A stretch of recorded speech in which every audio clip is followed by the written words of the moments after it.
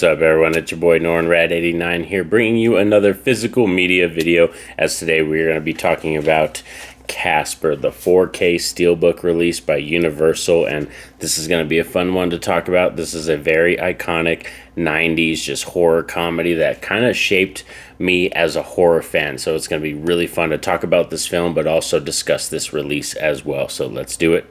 Roll it.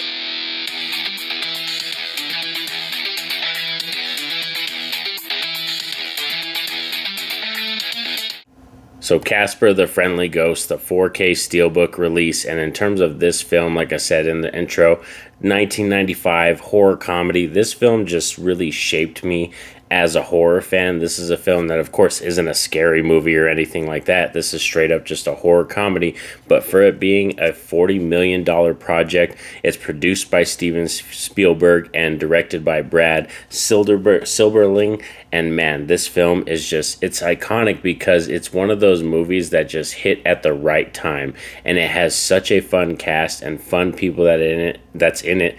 And for me as a horror fan, this was a lot of my first introductions to a lot of these people, like Christina Ricci. We had Bill Pullman in here, Cathy Moriarty, Devon Sawa. So just, it was really cool to meet these cast members and a lot of these actors and actresses for the first time. And this film is such a whimsical, fun film, and the fact that this film, like watching the special features on here, like after watching them, it's so cool. That the reason I love this film is because it's so tactile. Even though we have ghost characters in this film, it's a very heavy CGI film with over 400 special effects on this movie, but a lot of the sets and the actors and actresses, but like I said, the sets, everything they built, it's 360 degrees. You can shoot all over that place, and like I said, this is one of those films that you can feel it. It's so tactile, and you can feel the fact that when they add the special effects later, that it's layered onto it, it doesn't feel so fake when you look at it. And I love the house in here that they built. Like I said, the sets, this is probably one of my favorite haunted, creepy looking houses. Like in terms of Casper's house, I would love to live there. There's all these cool, like, you know, secret passageways, and then we have, you know, like the downway that leads all the way to the Lazarus. Like, I mean, everything about this film just has like a autumn vibe, a fall vibe, and this Halloween vibe that just oozes out of the screen. And like I said, it's fun. This is a really good introductory horror fan type film, you know what I mean? If you're trying to get somebody into horror, or you want to show, you know, scary films to your, you know, to your kids, but you're like, oh, I don't want to show them that kind of stuff yet, Casper is kind of the way to go to really show people, you know, get them into that horror, you know, element, and really get them into the vibes of how autumn is, you know, the sets and all the spookiness to it. But it is very whimsical and fun. But it also talks about death and loss, so there is heavy themes in this film. So I love it for that factor, because like I said, it's a movie that's so lighthearted, has heavy themes in there, but it just feels so whimsical. Like after you watch it, I always feel good after I watch this film. So let's kind of show off this release and kind of go over this. This is a beautiful steelbook. Like, look at the colors, and even the house, you can see the yellows. I'm trying to get it, like, the lighting just right. Like, it's so cool. And then there's your back piece. Seeing is believing, like, for real. Like, and I love Bill Pullman and Christina Ricci in this film. This is just one of those films where, like, it's hard sometimes when I find actors and actresses, when they're trying to create a family dynamic, if I don't feel the kids are their kids, sometimes that could be a hindrance to the movie. And this is not one of those movies. I feel like Bill Pullman and Christina Ricci, like, they feel like they're a father and a daughter, like they really do. And there, of course, is your digital code. You know, your boy NornRad. Pause it, get that digital code for you. And then this does have two discs. So we have the 4K disc, which has the disc art, and then your Blu-ray disc is right here, the more basic one. So let's take these out, and then we can look at the inner piece and stuff. So yeah, a film that I always have fun returning to, and this is a great film to kind of start off your autumn vibes, you know, kind of getting into Halloween. This is such a good scene too, right here. Look at that. And in terms of the 4K, I think Universal did such a great job. Look at that. Just, this is probably one of my favorite 4K steelbooks that I have in terms of the way it looks. Like, just look at this, the blues and everything, and it just, the grays and the whites, like, whew. And then if you can't, like, it's so soft. I love it. It has that matte feeling. But in terms of the film, like the 4K, it looks fabulous. I'm going to have a couple. I always keep hitting my phone now. It's something I keep doing now. I'm going to have some shots here up on the screen too that you can check out. Like I said, 4K release, outstanding. Like in terms of the presentation, like all the colors, the trees, the fall colors, and the house, the way it looks. And like I said, even the special effects. This is one of those films that I was kind of worried about when it comes to 4K, because they do have a lot of post-production special effects, but all the Casper stuff, like you can tell it's visual effects, but it still looks really good. Like even Casper himself, it looks almost 3D, like you can actually touch him.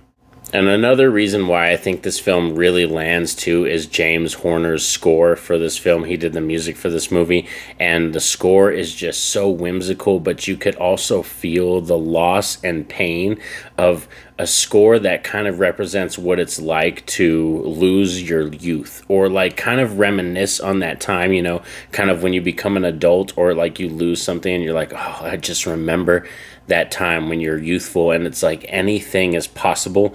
That's kind of what the music feels like in this film, and it definitely, like I said, raises the bar in terms of scores and like making this film a very, very important film to me. So like Casper, like I said, you're not going to hear any really negatives with me. This is one of those films that I could forgive a lot of the negatives or like holes or plot holes or anything that is wrong with this film. I could just overlook it because it just means so much to me in terms of a horror fan, in terms of discovering horror films and everything like that, and watching, you know, getting into the spooky vibes this season. But like I said, also being such a film that just has this passion and like this love and loss and dealing with, you know, death. And that's something that too, at a young age, like, you know, when you lose family members, you kind of don't understand it and you still want them there and you want to talk to them. This is such a good film, I think, in the way that they tackled those themes.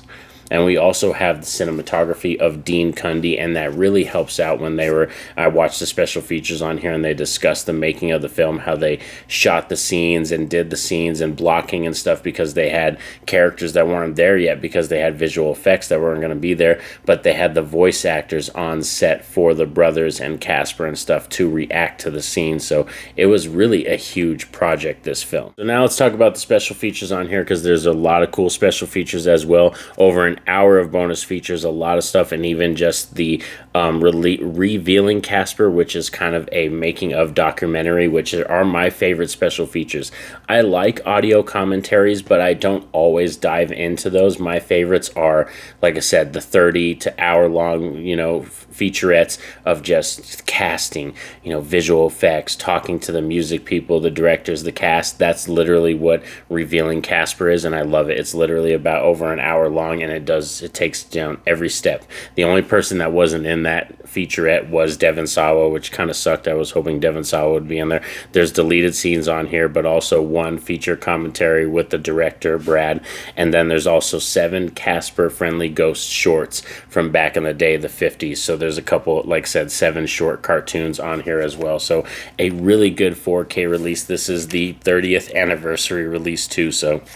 And I picked this baby up at Walmart, so definitely keep an eye out at your Walmarts if you can find this bad boy, because I highly recommend it in terms of the way the picture looks, like just for real, the sound, like, and the featurettes. This isn't a bare bones release, and in terms of the steelbook itself, like, I think this is going to be gorgeous on my shelf. Like, this is just one I'm going to love to just take out and look at because of how cool this looks. So thanks for sticking around with me all as we discussed Casper on 4K. Please let me know down below in the comment section, what are your feelings on this film? Are you a horror fan that holds this one near, dear, close to your heart, or were you introduced to Casper later in life? Tell me your story with this film. I would love to chat with you down below, but please like, share, subscribe. That greatly helps out the channel, and keep your eye open because I'm going to have a lot of other videos coming out. I've been deep diving into the witch subgenre of horror, and then pretty soon I'm going to be having my top 10 list of witch films for the subgenre. So like I said, thanks for sticking around with me all, but most importantly, you all know what's up. Have a safe and happy day. Peace out.